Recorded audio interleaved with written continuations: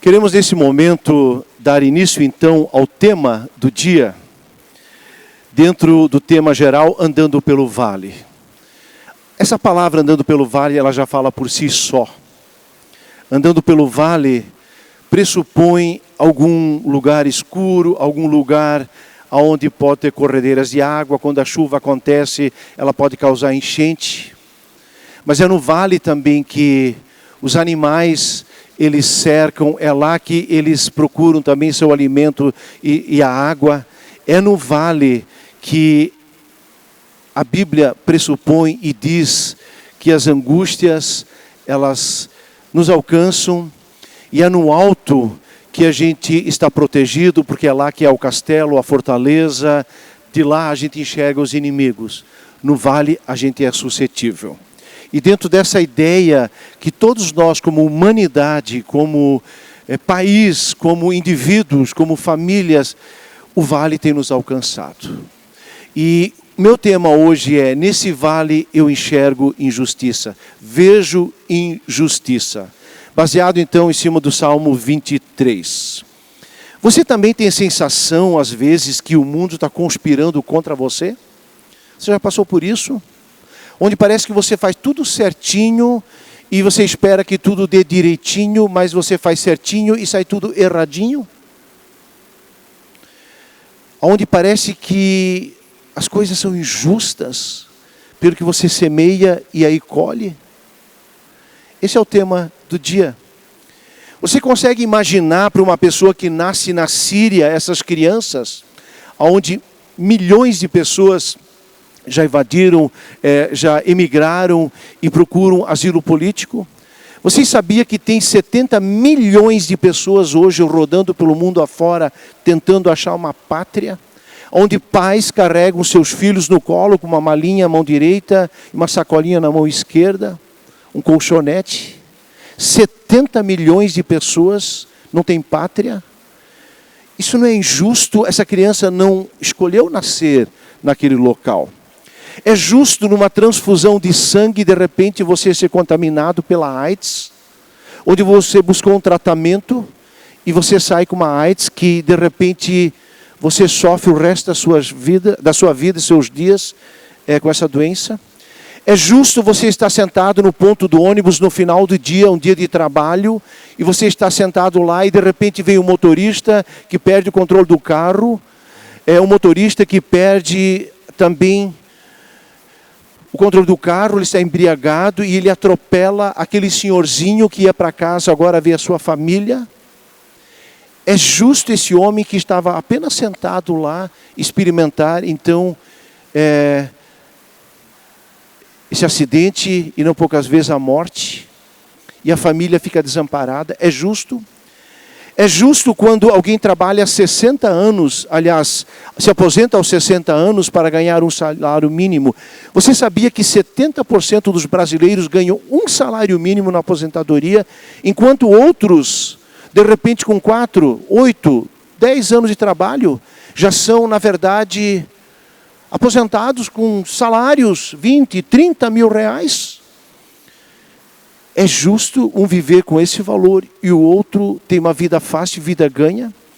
É justo quando um pai e uma mãe que nunca saíram do estado faz de tudo para colocar seu filho num colégio bom e esse colégio resolve fazer uma formatura ou resolve fazer uma viagem de formatura e aí pagam para esse filho uma viagem para o Nordeste?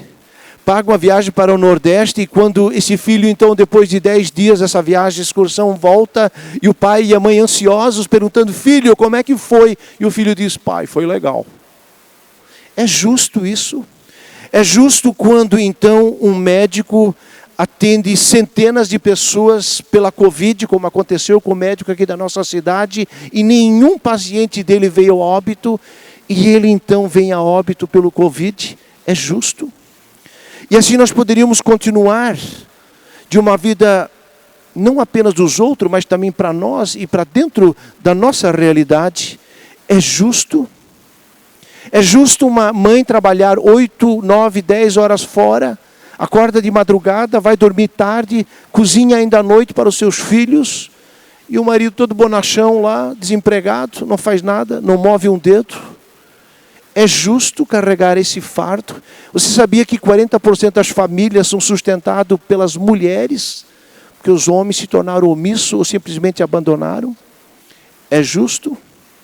É justo quando o garoto, eu, 12 anos, meu pai disse, filho, vai lá e troca essa nota, digamos hoje, R$100, porque ele queria pagar um roçador de grama lá em casa, que fazia serviço de vez em quando.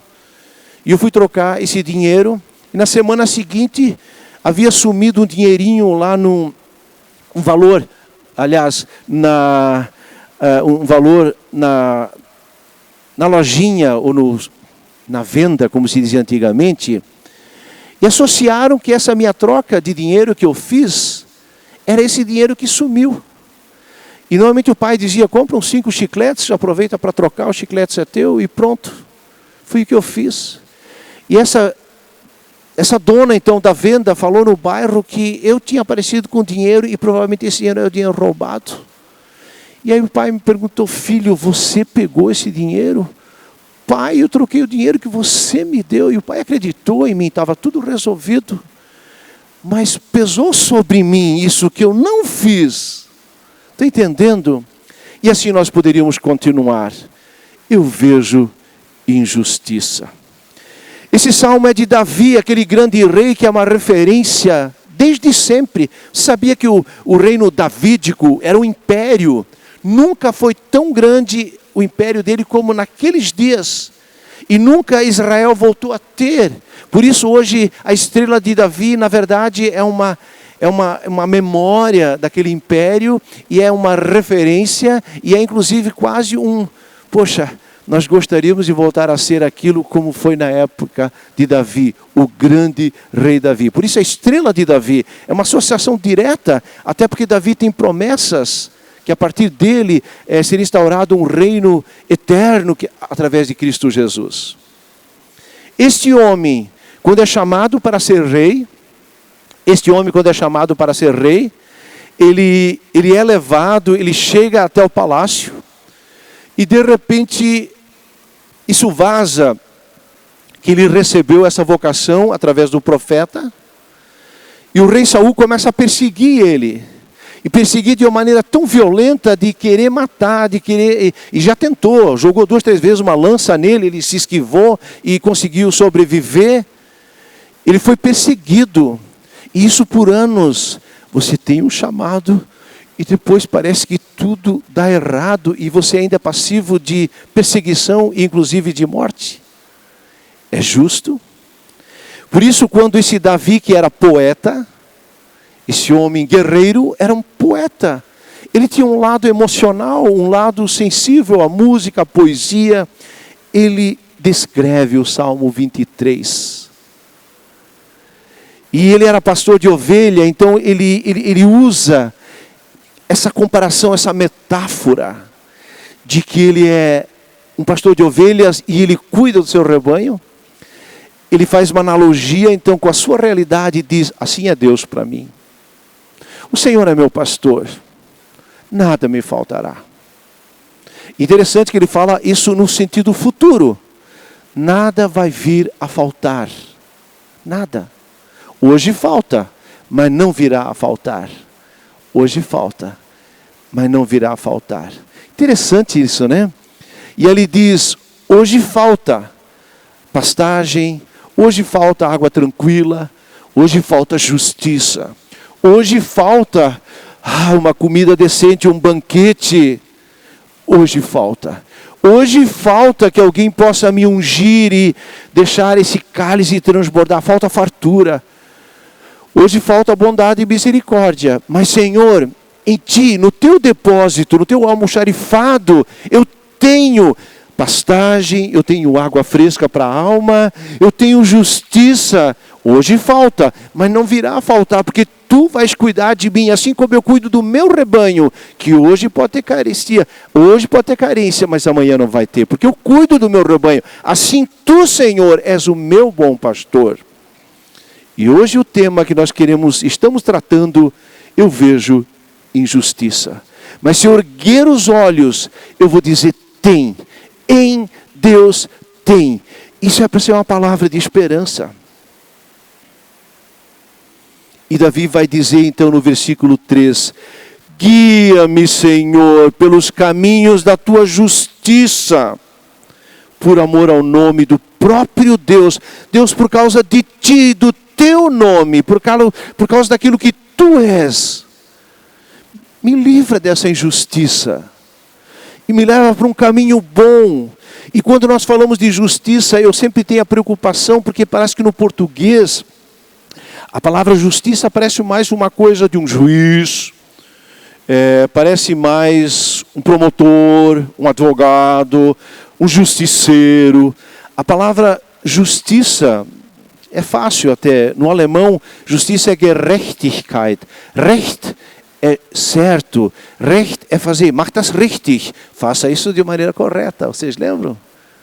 Para quem ainda fala um pouquinho de alemão. Assim, na verdade, a palavra justiça, ela fala de retidão, daquilo que é correto. É disso que se trata. E Davi está dizendo, Senhor, me leva para um caminho de retidão, um caminho correto, um caminho certo. Eu quero brincar um pouquinho agora. Vamos nós, através dessa metáfora, Davi se enxerga como uma ovelha que precisa ser cuidada pelo seu pastor, que é Deus. Então vamos assumir um pouco essa postura de ovelha, ou de ovelho, você pode escolher. Nem dá para falar ovelho, né? Mas eu queria brincar um pouco agora. Digamos, na condição de ovelha. O que é injusto nessa condição de ovelha? Um animal pequeno, que precisa ser alimentado, e que sabe que lá fora tem ursos, leões, chacais, lobos. E esse animal pequeno diz, isto é injusto. Como é que eu posso fazer frente a tanto perigo?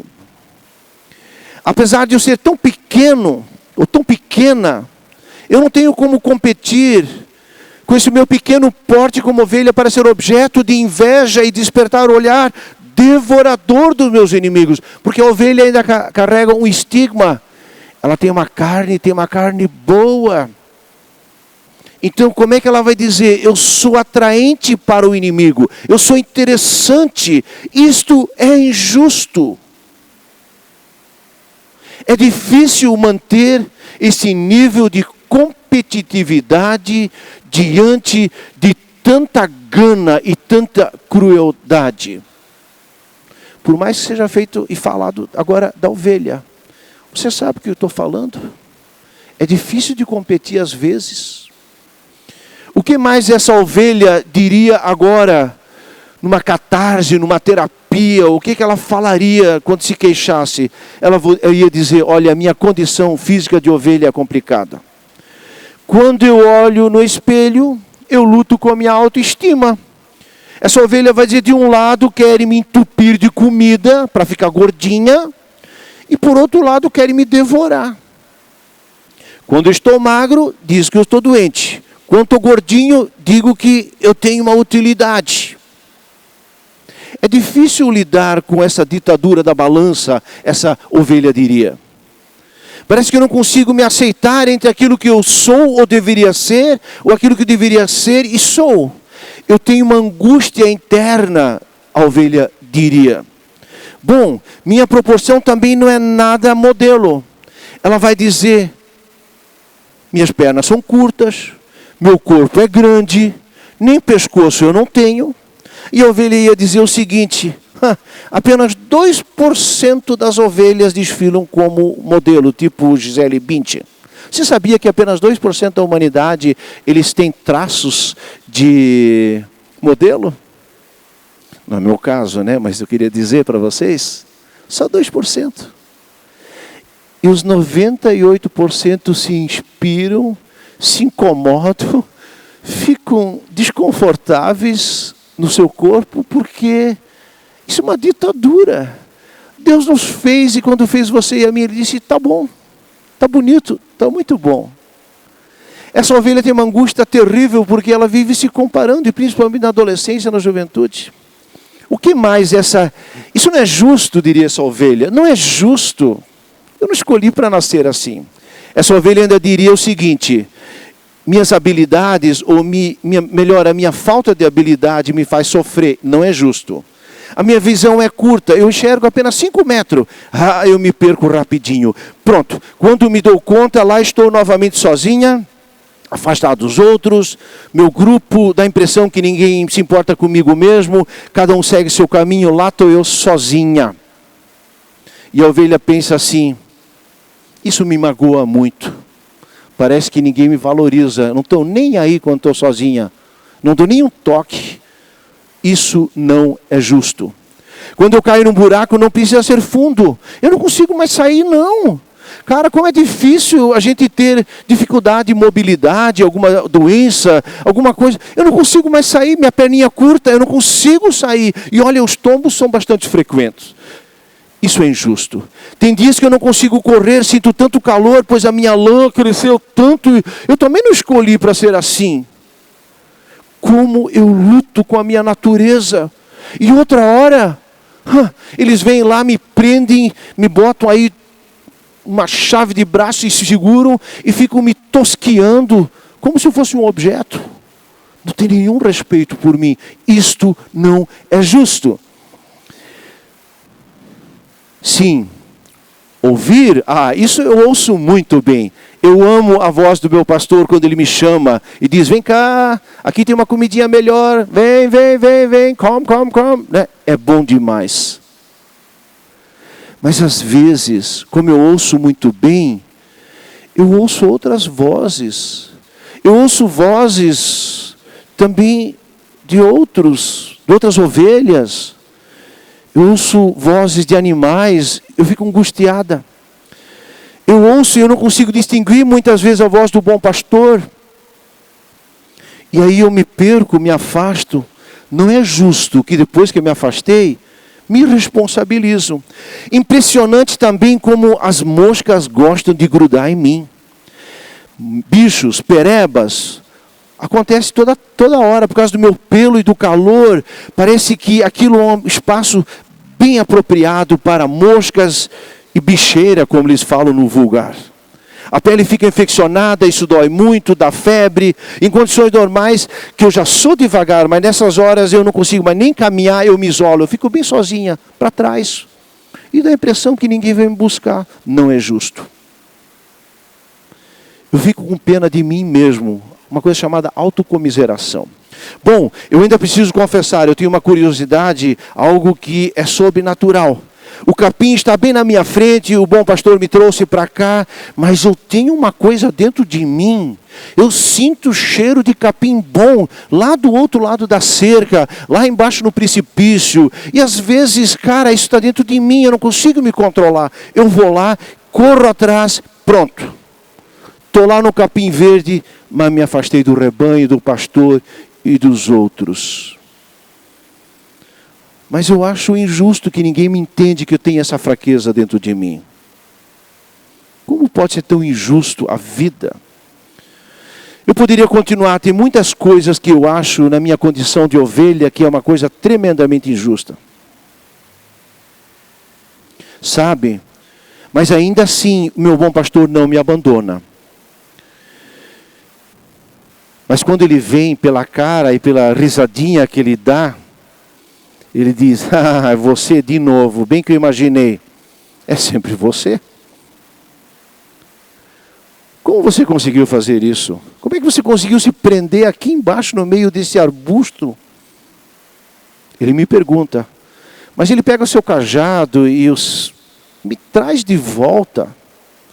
Sabe que um dia até essa história rendeu. Um dia ele contou, o bom pastor contou essa história a meu respeito, lá em Lucas 15:3. Diz assim: então Jesus contou essa parábola: qual de vocês, possuindo 100 ovelhas e perdendo uma, não deixa as 99 no campo, vai atrás daquela uma perdida para encontrá-la? E quando a encontrar, coloca alegremente sobre os seus ombros e vai para casa. Essa história diz respeito a mim. Interessante. Mas tem mais uma coisa, uma vocação injusta. Palavra final a meu respeito. Eu acho injusto que parece que a minha vocação é crescer, é gerar outras ovelhas.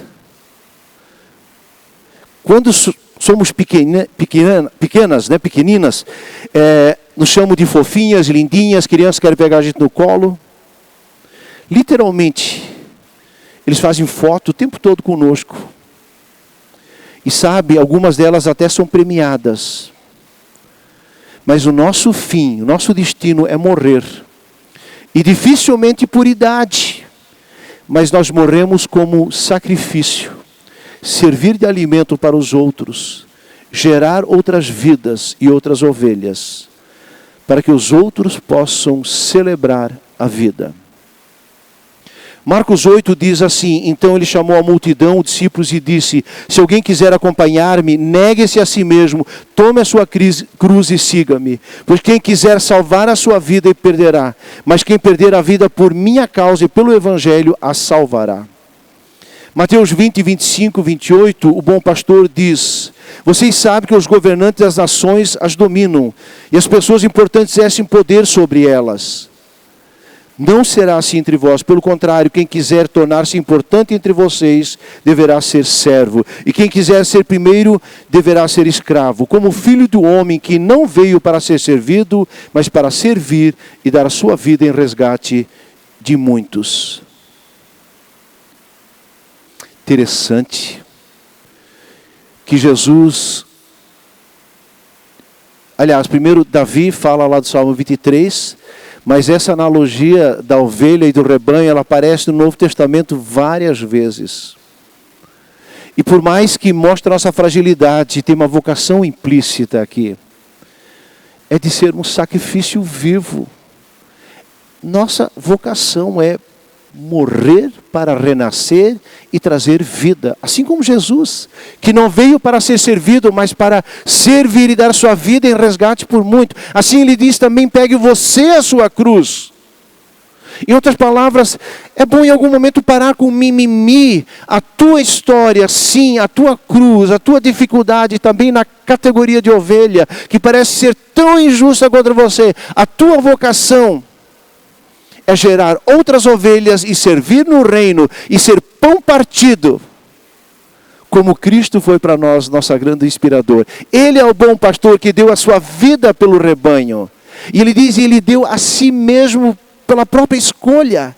Por quê? Porque nessa atitude de entregar-se como pão partido, como sacrifício vivo, alguém usou, esse é o filé mignon da vida. Essa coisa de derramar de si, quebrar de si, tirar de si. Aquela analogia, lembro da ovelha e da galinha que disseram, vamos fazer uma surpresa para o nosso patrão. E a ovelha, ela disse, mé, eu sim. E aí a galinha, toc, toc, toc, toc, toc, eu também quero. Vamos fazer o seguinte, disse a galinha, eu dou um ovo e tu dá uma paleta, né? Tu dá realmente uma coxa, uma meia ovelhinha para o teu patrão. Muito esperto, né? A galinha deu só a sobra que não afetou nada de si mesma. Mas a ovelha, para abençoar, ela teria que cortar na carne. É disso, é injusto. Mas o bom pastor, ele convida para que, na sua justiça, para sermos o filé mignon da vida, para que a gente entenda a nossa vocação. Tem injustiça. E eu quero ainda, para finalizar, eu queria dizer, quando nós falamos de justiça, aonde você busca a sua justiça? Se nós quisermos falar de justiça, nós precisamos falar da justiça divina. Isso faz parte do próprio caráter de Deus, da própria existência de Deus. Eu gosto dessa ideia quando Paulo diz, andem como filhos da luz, porque o fruto da luz consiste em toda bondade, justiça, verdade. Paulo está dizendo que a justiça é uma categoria divina, assim como a verdade e como o amor, a bondade. Esse tripé, 3 em 1. Usando aqui Christian Schwarz, ele diz: quando nós misturamos 3 cores, o azul, o vermelho e o verde, de maneira equitativa, mesma proporção, essas 3 cores vão gerar branco. Se você combinar bem a bondade, a justiça e a verdade, ela vai gerar branco, ela vai gerar luz, ela remete ao próprio Deus. Nós precisamos falar de justiça a partir dessa categoria da justiça, bondade e verdade. Porque uma justiça sem a verdade, ela se corrompe. E a justiça sem a bondade, ela é ditadura. Então, se nós quisermos falar de justiça, onde quer que seja, nós precisamos dessa combinação equitativa da verdade e da bondade, que é o amor. E Deus é isso, Deus é amor, Deus é verdade e Deus é justiça. E tem mais, essa justiça, se nós falarmos de Bíblia, falarmos de púlpito, falarmos de água, falarmos de garrafinha, falarmos de computador, falarmos de piano, tudo são palavras automaticamente que têm uma associação e um significado e normalmente um objeto. Mas também tem palavras que remetem, por exemplo, não ao objeto, mas remetem também a uma situação, ou um comportamento, uma emoção. Mas a palavra justiça, ela remete ao quê? A um piano, ela remete ao quê? A justiça.